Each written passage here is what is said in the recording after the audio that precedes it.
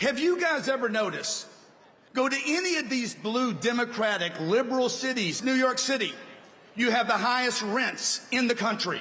You have the highest home prices in the country. You have the highest food prices, the highest transportation, and the most crime. And your politicians want more taxes, not less. This is insanity, folks.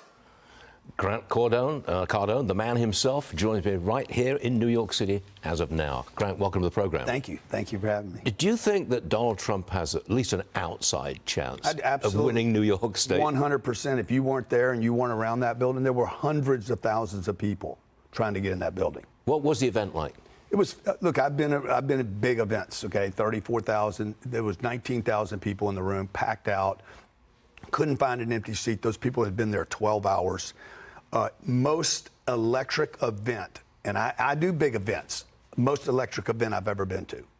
It was the most celebrity status, patriotic Americans I've ever seen. Rather than being at a Beyonce thing, and I've been to that stuff, and it's great, this was more like everywhere you looked, you would see this person, this bleeding patriot of this country that wants the best for America. What do you think was Trump's strategy in coming to the belly of the beast, right into the deep blue New York City? Why did he come here? Well, look, he is a marketing genius, without doubt. He's a great salesman, great marketer, knows how to message, but he also knows how to get distribution on the messaging.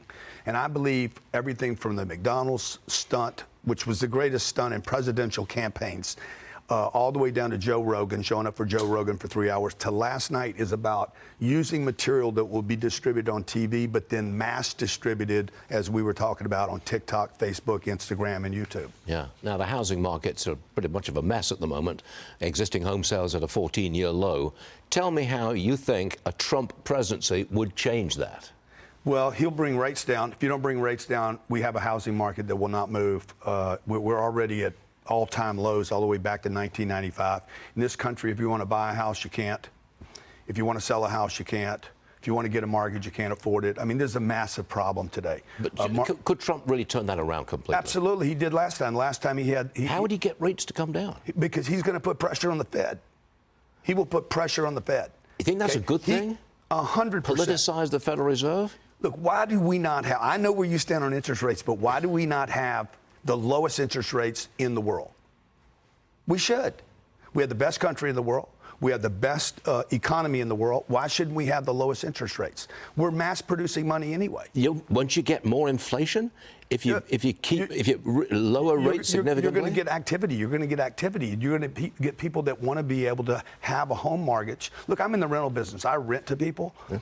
I hope nobody ever buys another home again, because then you're going to rent from me. But the reality is, you have, she's saying she wants to build 3 million homes. We have 2 million homes for sale in this country right now today, and nobody can buy them because they can't qualify for the mortgage. And until rates breach 4%, you will not have any movement in the housing market. All right, Grant, it was a great pleasure having you on the show. Yeah, thank you. I'm going to refer to my colleague here, David, just to see what he's got to say. Do you see anything good on the horizon in the housing? I think that the number is maybe hopefully closer to 4.5, but housing's frozen. He's right. I don't want the president to have anything to do with setting rates. Politicizing monetary policy is un-American. But here's the thing.